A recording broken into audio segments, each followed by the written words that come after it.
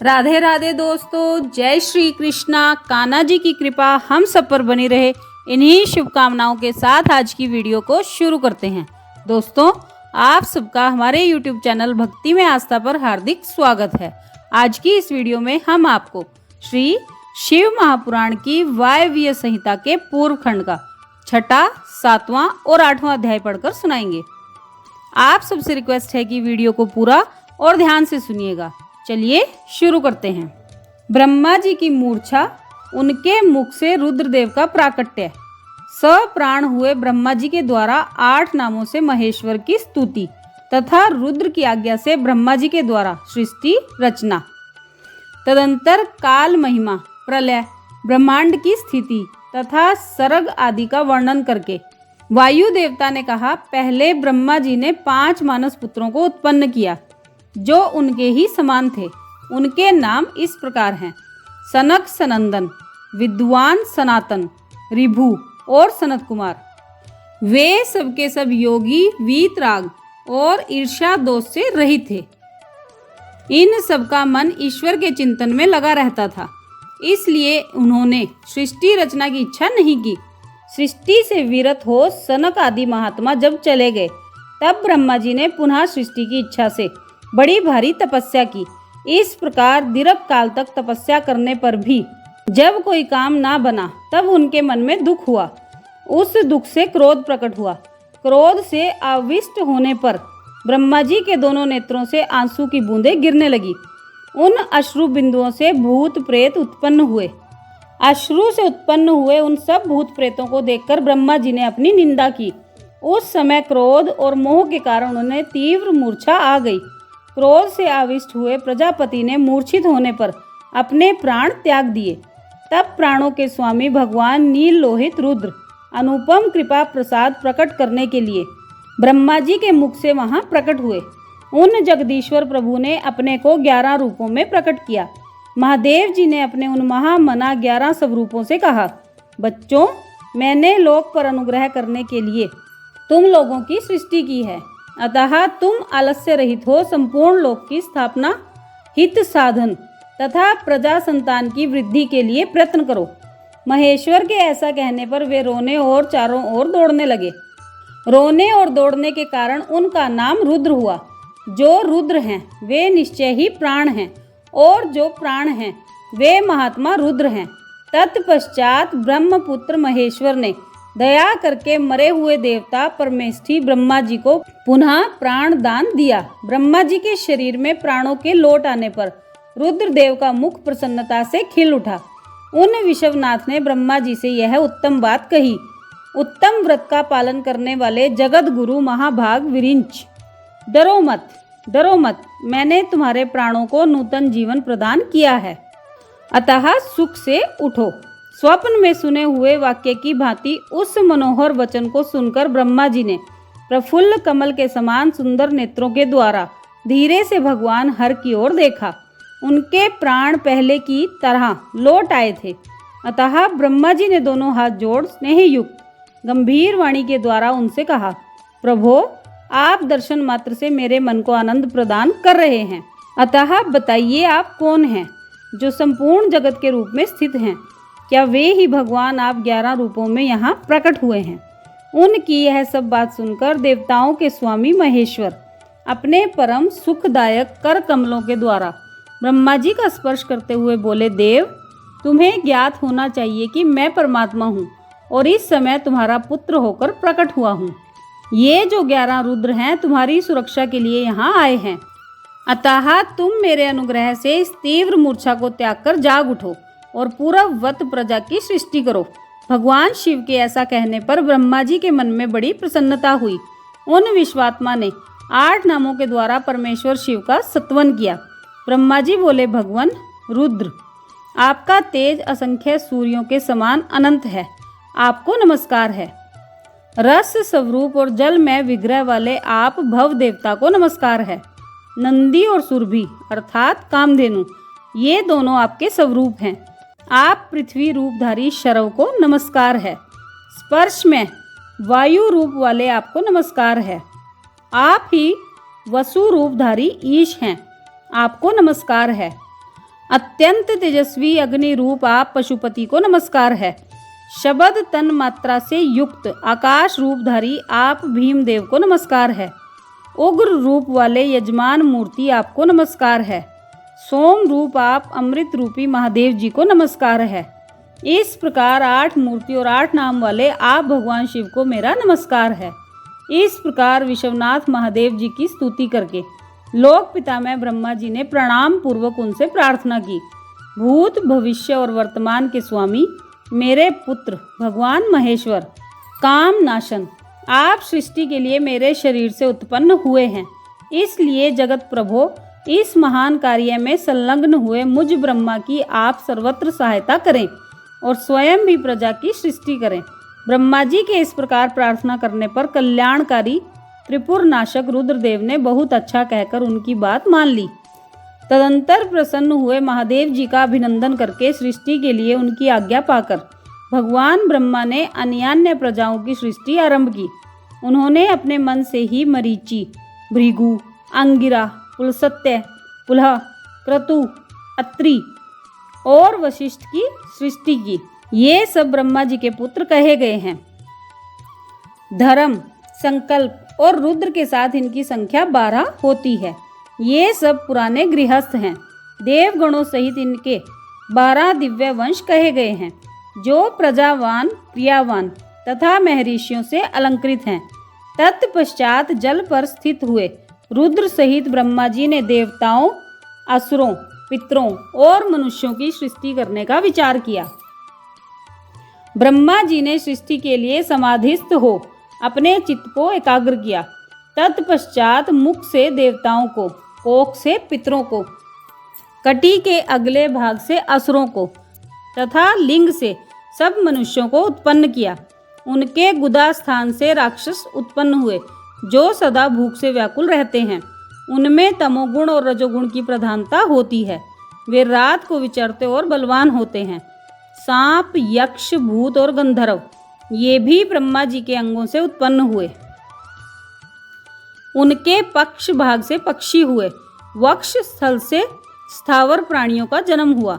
मुख से बकरों और पार्श्व भाग से भुजंगमों की उत्पत्ति हुई। दोनों पैरों से घोड़े, हाथी, शरभ, नीलगाय, मृग, ऊंट, खच्चर, नयंकु नामक मृग तथा पशु जाति के अन्यान्य प्राणी उत्पन्न हुए। रोमावलियों से औषधियों और फल मूलों का प्राकट्य हुआ। ब्रह्मा जी के पूर्ववर्ती मुख से गायत्री छंद, ऋग्वेद, त्रिवृत स्तोम, रथंतर साम तथा अग्निष्टोम नामक यज्ञ की उत्पत्ति हुई। उनके दक्षिण मुख से यजुर्वेद, त्रिष्टुप छंद, पंचदश स्तोम, बृहत साम और उक्त नामक यज्ञ की उत्पत्ति हुई। उन्होंने अपने पश्चिम मुख से सामवेद, जगती छंद, सप्तदश स्तोम, वैरूप्य साम और अतिरात्र नामक यज्ञ को प्रकट किया। उनके उत्तरवर्ती मुख से 21 स्तोम, अथर्ववेद, आप्तोर्याम नामक यम, अनुष्टुप छंद और वैराज नामक साम का प्रादुर्भाव हुआ। उनके अंगों से और भी बहुत से छोटे बड़े प्राणी उत्पन्न हुए। उन्होंने यक्ष, पिशाच, गंधर्व, अप्सराओं के समुदाय, मनुष्य, किन्नर, राक्षस, पक्षी, पशु, मृग और सर्प आदि संपूर्ण नित्य एवं अनित्य स्थावर जंगम जगत की रचना की। उनमें से जिन्होंने जैसे जैसे कर्म पूर्व कल्पों में अपनाए थे, पुनः पुनः सृष्टि होने पर उन्होंने फिर उन्हीं कर्मों को अपनाया। उस समय वे अपनी पूर्व भावना से भावित होकर हिंसा अहिंसा से युक्त मृदु कठोर, धर्म अधर्म तथा सत्य और मिथ्या कर्म को अपनाते हैं, क्योंकि पहले की वासना के अनुकूल कर्म ही उन्हें अच्छे लगते हैं। इस प्रकार विधाता ने ही स्वयं इंद्रियों के विषय, भूत और शरीर आदि में विभिन्नता एवं व्यवहार की सृष्टि की है। उन पितामह ने कल्प के आरंभ में देवता आदि प्राणियों के नाम, रूप तथा कार्य विस्तार को वेदोक्त वर्णन के अनुसार ही निश्चित किया। ऋषियों के नाम तथा जीविका साधन कर्म भी उन्होंने वेदों के अनुसार ही निर्दिष्ट किए। अपनी रात व्यतीत होने पर अजन्मा ब्रह्मा जी ने स्वरचित प्राणियों को वे ही नाम तथा कर्म दिए जो पूर्व कल्प में उन्हें प्राप्त थे। जिस प्रकार भिन्न भिन्न ऋतुओं के पुनः पुनः आने पर उनके चिन्ह और नाम रूप आदि पूर्ववत रहते हैं, उसी प्रकार युगादि काल में भी उनके पूर्व भाग ही दृष्टिगोचर होते हैं। इस प्रकार स्वयंभू ब्रह्मा जी की लोक सृष्टि उन्हीं के विभिन्न अंगों से प्रकट हुई है। महत से लेकर विशेष पर्यंत सब कुछ प्रकृति का विकार है। यह प्राकृत जगत चंद्रमा और सूर्य की प्रभा से उद्भासित, ग्रह और नक्षत्रों से मंडित, नदियों, पर्वतों तथा समुद्रों से अलंकृत और भांति भांति के रमणीय नगरों एवं समृद्धिशाली जनपदों से सुशोभित है। इसी को ब्रह्मा जी का वन या ब्रह्म वृक्ष कहते हैं। उस ब्रह्म वन में अव्यक्त एवं सर्वज्ञ ब्रह्मा विचरते हैं। वह सनातन ब्रह्म वृक्ष अव्यक्त रूपी बीज से प्रकट एवं ईश्वर के अनुग्रह पर स्थित है। बुद्धि इसका तना और बड़ी बड़ी डालियां हैं। इंद्रियां भीतर के खोखले हैं। महाभूत इसकी सीमा है। विशेष पदार्थ इसके निर्मल पत्ते हैं। धर्म और अधर्म इसके सुंदर फूल हैं। इसमें सुख और दुख रूपी फल लगते हैं तथा यह संपूर्ण भूतों के जीवन का सहारा है। ब्राह्मण लोग भूलोक को उनका मस्तक, आकाश को नाभि, चंद्रमा और सूर्य को नेत्र, दिशाओं को कान और पृथ्वी को उनके पैर बताते हैं। वे अचिंत्य स्वरूप महेश्वर ही सब भूतों के निर्माता हैं। उनके मुख से ब्राह्मण प्रकट हुए हैं। वक्ष स्थल के ऊपरी भाग से क्षत्रियों की उत्पत्ति हुई है। दोनों जांघों से वैश्य और पैरों से शूद्र उत्पन्न हुए हैं। इस प्रकार उनके अंगों से ही संपूर्ण वर्णों का प्रादुर्भाव हुआ है। ये था छठा अध्याय। अब सातवां अध्याय सुनिए। भगवान रुद्र के ब्रह्मा जी के मुख से प्रकट होने का रहस्य, रुद्र के महामहिम स्वरूप का वर्णन, उनके द्वारा रुद्र गणों की सृष्टि तथा ब्रह्मा जी के रोकने से उनका सृष्टि से विरत होना। ऋषि बोले, प्रभो, आपने चतुर्मुख ब्रह्मा जी के मुख से परमात्मा रुद्रदेव की सृष्टि बताई है। इस विषय में हमको संशय होता है। जो प्रलय काल में कुपित होकर ब्रह्मा, विष्णु और अग्नि सहित समस्त लोक का संहार कर डालते हैं, जिन्हें ब्रह्मा और विष्णु भय से प्रणाम करते हैं, जिन लोक संहारकारी महेश्वर के वश में वे दोनों सदा ही रहते हैं, जिन महादेव जी ने ब्रह्मा और विष्णु को अपने शरीर से प्रकट किया था, जो प्रभु सदा ही उन दोनों के योग क्षेम का निर्वाह करने वाले हैं, वे आदिदेव पुरातन पुरुष भगवान रुद्र अव्यक्त जन्मा ब्रह्मा जी के पुत्र कैसे हो गए। तात, भगवान ब्रह्मा जी ने मुनियों से जैसी बात बताई थी वह सब आप ठीक ठीक कहिए। भगवान शिव के उत्तम यश का श्रवण करने के लिए हमारे हृदय में बड़ी श्रद्धा है। वायु देवता ने कहा, ब्राह्मणों, तुम सब लोग जिज्ञासा में कुशल हो, अतः तुमने यह बहुत ही उचित प्रश्न किया है। मैंने भी पूर्व काल में पितामह ब्रह्मा जी के समक्ष यही प्रश्न रखा था। उसके उत्तर में पितामह ने मुझसे जो कुछ कहा था वही मैं तुमसे बताऊंगा। जैसे रुद्रदेव उत्पन्न हुए और फिर जिस प्रकार ब्रह्मा और विष्णु की परस्पर उत्पत्ति हुई, वह सब विषय सुना रहा हूँ। ध्यान पूर्वक सुनो। ब्रह्मा, विष्णु और रुद्र तीनों ही कारणात्मा हैं। वे क्रमशः चराचर जगत की सृष्टि, पालन और संहार के हेतु हैं और साक्षात महेश्वर से प्रकट हुए हैं। उनमें परम ऐश्वर्य विद्यमान है। वे परमेश्वर से भावित और उनकी शक्ति से अधिष्ठित हो सदा उनके कार्य करने में समर्थ होते हैं। पूर्व काल में पिता महेश्वर ने ही उन तीनों को 3 कर्मों में नियुक्त किया था। ब्रह्मा की सृष्टि कार्य में, विष्णु की रक्षा कार्य में तथा रुद्र की संहार कार्य में नियुक्ति हुई थी। कल्पांतर में परमेश्वर शिव के प्रसाद से रुद्रदेव ने ब्रह्मा और नारायण की सृष्टि की थी। इसी तरह दूसरे कल्प में जगन्मय ब्रह्मा ने रुद्र तथा विष्णु को उत्पन्न किया था। फिर कल्पांतर में भगवान विष्णु ने भी रुद्र तथा ब्रह्मा की सृष्टि की थी। इस तरह पुनः ब्रह्मा ने नारायण की और रुद्रदेव ने ब्रह्मा की सृष्टि की। इस प्रकार विभिन्न कल्पों में ब्रह्मा, विष्णु और महेश्वर परस्पर उत्पन्न होते हैं और एक दूसरे का हित चाहते हैं। उन कल्पों के वृतांत को लेकर महर्षि गण उनके प्रभाव का वर्णन किया करते हैं। प्रत्येक कल्प में भगवान रुद्र के आविर्भाव का जो कारण है उसे बता रहा हूँ। उन्हीं के प्रादुर्भाव से ब्रह्मा जी की सृष्टि का प्रवाह अविच्छिन्न रूप से चलता रहता है। ब्रह्मांड से उत्पन्न होने वाले ब्रह्मा प्रत्येक कल्प में प्रजा की सृष्टि करके प्राणियों की वृद्धि न होने से जब अत्यंत दुखी हो मूर्छित हो जाते हैं, तब उनके दुख की शांति और प्रजा वर्ग की वृद्धि के लिए उन कल्पों में रुद्र गणों के स्वामी काल स्वरूप नील लोहित महेश्वर रुद्र अपने कारणभूत परमेश्वर की आज्ञा से ब्रह्मा जी के पुत्र होकर उन पर अनुग्रह करते हैं। वे ही तेजो राशि, अनाम्य, अनादि, अनंत, धाता, भूत संहारक और सर्वव्यापी भगवान ईश, परम ऐश्वर्य से संयुक्त, परमेश्वर से भावित और सदा उन्हीं की शक्ति से अधिष्ठित हो, उन्हीं के चिन्ह धारण करते हैं, उन्हीं के नाम से प्रसिद्ध हो, उन्हीं के समान रूप धारण कर उनके कार्य करने में समर्थ होते हैं। इनका सारा व्यवहार उन्हीं परमेश्वर के समान होता है। ये उनकी आज्ञा के पालक हैं। सहस्त्रों सूर्यों के समान उनका तेज है। वे अर्धचंद्र को आभूषण के रूप में धारण करते हैं। उनके हार, बाजूबंद और कड़े सर्पमय हैं। वे मूंज की मेखला धारण करते हैं।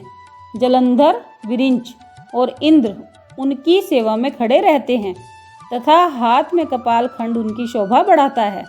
गंगा की ऊंची तरंगों से उनके पिंगल वर्ण वाले केश और मुख भीगे रहते हैं। उनके कमनीय कैलाश पर्वत के विभिन्न प्रांत टूटी हुई दाढ़ वाले सिंह आदि वन्य पशुओं से आक्रांत हैं। उनके बाएं कानों के पास गोलाकार कुंडल झिलमिलाता रहता है। वे महान वृषभ पर सवारी करते हैं। उनकी वाणी महान मेघ की गर्जना के समान गंभीर है। कांति प्रचंड अग्नि के समान उद्दीप्त है और बल पराक्रम भी महान है। इस प्रकार ब्रह्मपुत्र महेश्वर का विशाल रूप बड़ा भयानक है। वे ब्रह्मा जी को विज्ञान देकर सृष्टि कार्य में उनकी सहायता करते हैं। अतः रुद्र के कृपा प्रसाद से प्रत्येक कल्प में प्रजापति की प्रजा सृष्टि प्रवाह रूप से नित्य बनी रहती है। एक समय ब्रह्मा जी ने नील लोहित भगवान रुद्र से सृष्टि करने की प्रार्थना की। तब भगवान रुद्र ने मानसिक संकल्प के द्वारा बहुत से पुरुषों की सृष्टि की। वे सबके सब उनके अपने ही समान थे। सबने जटाजूट धारण कर रखे थे। सभी निर्भय, नीलकंठ और त्रिनेत्र थे। जरा और मृत्यु उनके पास नहीं पहुंचने पाती थी। चमकीले शूल उनके श्रेष्ठ आयुध थे। उन रुद्रगणों ने संपूर्ण 14 भुवनों को आच्छादित कर लिया था।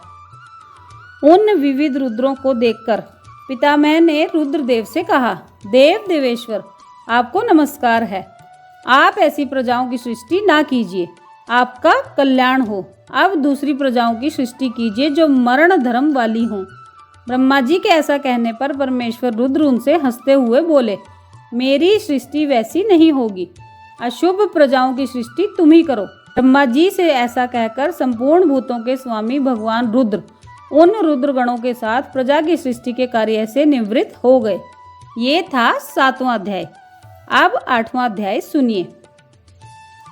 ब्रह्मा जी के द्वारा अर्धनारीश्वर रूप की स्तुति तथा उस स्तोत्र की महिमा। वायुदेव कहते हैं, जब फिर ब्रह्मा जी की रची हुई प्रजा बढ़ न सकी, तब उन्होंने पुनः मैथुनी सृष्टि करने का विचार किया। इसके पहले ईश्वर से नारियों का समुदाय प्रकट नहीं हुआ था, इसलिए तब तक पितामह मैथुनी सृष्टि नहीं कर सके थे। तब उन्होंने मन में ऐसे विचार को स्थान दिया जो निश्चित रूप से उनके मनोरथ की सिद्धि में सहायक था। उन्होंने सोचा कि प्रजाओं की वृद्धि के लिए परमेश्वर से ही पूछना चाहिए, क्योंकि उनकी कृपा के बिना ये प्रजाएं बढ़ नहीं सकती। ऐसा सोचकर विश्वात्मा ब्रह्मा जी ने तपस्या करने की तैयारी की।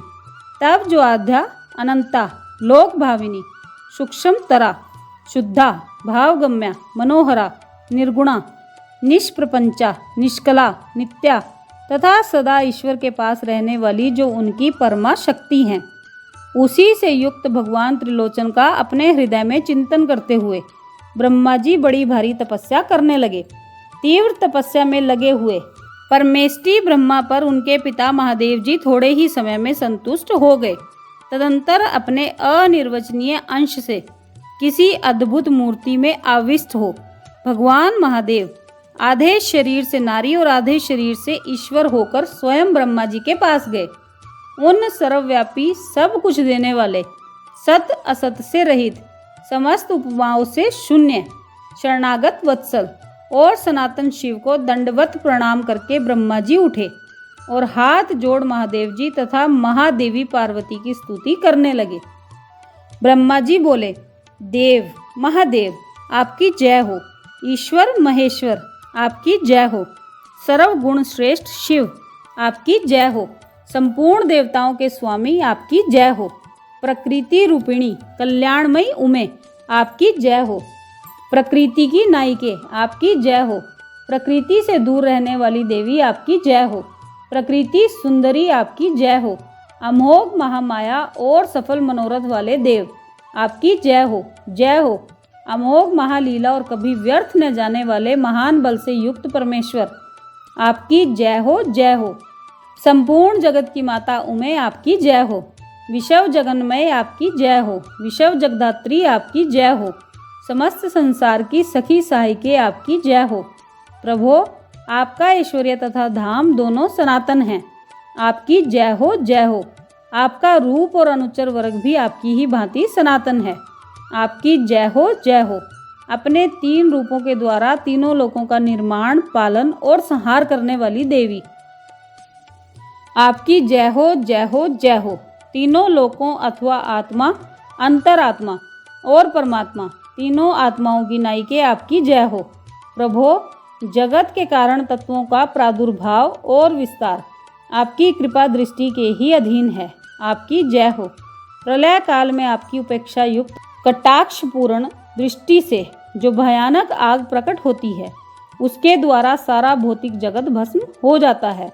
आपकी जय हो। देवी आपके स्वरूप का सम्यक ज्ञान देवता आदि के लिए भी असंभव है। आपकी जय हो। आप आत्म तत्व के सूक्ष्म ज्ञान से प्रकाशित होती हैं। आपकी जय हो। ईश्वरी आपने स्थूल आत्मशक्ति से चराचर जगत को व्याप्त कर रखा है। आपकी जय हो। जय हो। प्रभो विश्व के तत्वों का समुदाय अनेक और एक रूप में आपके ही आधार पर स्थित है। आपकी जय हो। आपके श्रेष्ठ सेवकों का समूह बड़े बड़े असुरों के मस्तक पर पांव रखता है। आपकी जय हो। शरणागतों की रक्षा करने में अतिशय समर्थ परमेश्वरी आपकी जय हो। संसार रूपी विश्व वृक्ष के उगने वाले अंकुरों का उन्मूलन करने वाली उमे आपकी जय हो। प्रादेशिक ऐश्वर्य, वीर्य और शौर्य का विस्तार करने वाले देव आपकी जय हो। विश्व से परे विद्यमान देव आपने अपने वैभव से दूसरों के वैभवों को तिरस्कृत कर दिया है। आपकी जय हो। पंचविध मोक्ष रूप पुरुषार्थ के प्रयोग द्वारा परमानंद में अमृत की प्राप्ति कराने वाले परमेश्वर आपकी जय हो। पंचविध पुरुषार्थ के विज्ञान रूप अमृत से परिपूर्ण स्तोत्र स्वरूपिणी परमेश्वरी आपकी जय हो। अत्यंत भयानक संसार रूपी महारोग को दूर करने वाले वैद्य शिरोमणि आपकी जय हो। अनादि करमल एवं अज्ञान रूपी अंधकार राशि को दूर करने वाली चंद्रिका रूपिणी शिवे आपकी जय हो। त्रिपुर का विनाश करने के लिए कालाग्नि स्वरूप महादेव आपकी जय हो। त्रिपुर भैरवी आपकी जय हो। तीनों गुणों से मुक्त महेश्वर आपकी जय हो। तीनों गुणों का मर्दन करने वाली महेश्वरी आपकी जय हो। आदि सर्वज्ञ आपकी जय हो। सबको ज्ञान देने वाली देवी आपकी जय हो। प्रचुर दिव्य अंगों से सुशोभित देव आपकी जय हो। मनोवांछित वस्तु देने वाली देवी आपकी जय हो। भगवान देव कहाँ तो आपका उत्कृष्ट धाम और कहाँ मेरी तुच्छ वाणी।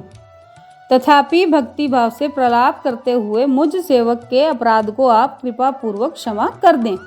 इस प्रकार सुंदर उक्तियों के द्वारा भगवान रुद्र और देवी का एक साथ गुणगान करके चतुर्मुख ब्रह्मा जी ने रुद्र एवं रुद्राणी को बारंबार नमस्कार किया। ब्रह्मा जी के द्वारा पठित यह पवित्र एवं उत्तम अर्धनारीश्वर स्तोत्र शिव तथा पार्वती के हर्ष को बढ़ाने वाला है। जो भक्ति पूर्वक जिस किसी भी गुरु की शिक्षा से इस स्तोत्र का पाठ करता है, वह शिव और पार्वती को प्रसन्न करने के कारण अपने अभीष्ट फल को प्राप्त कर लेता है। जो समस्त भुवनों के प्राणियों को उत्पन्न करने वाले हैं, जिनके विग्रह जन्म और मृत्यु से रहित हैं, तथा जो श्रेष्ठ नर और सुंदर नारी के रूप में एक ही शरीर धारण करके स्थित हैं, उन कल्याणकारी भगवान शिव और शिवा को मैं प्रणाम करता हूँ। ये था 8वां अध्याय। तो दोस्तों, ये था श्री शिव महापुराण की वायव्य संहिता के पूर्व खंड का 6वां, 7वां और 8वां अध्याय। आप सबने वीडियो को ध्यान से सुना, इसके लिए आपका धन्यवाद। आज की वीडियो में बस इतना ही। कल फिर मिलेंगे एक और नई वीडियो के साथ। तब तक स्वस्थ रहिए, मस्त रहिए, अपना और अपनों का ख्याल रखते रहिए और बाबा भोलेनाथ के श्री चरणों की शरण में रहिए। राधे राधे दोस्तों, जय श्री कृष्णा, जय माता दी।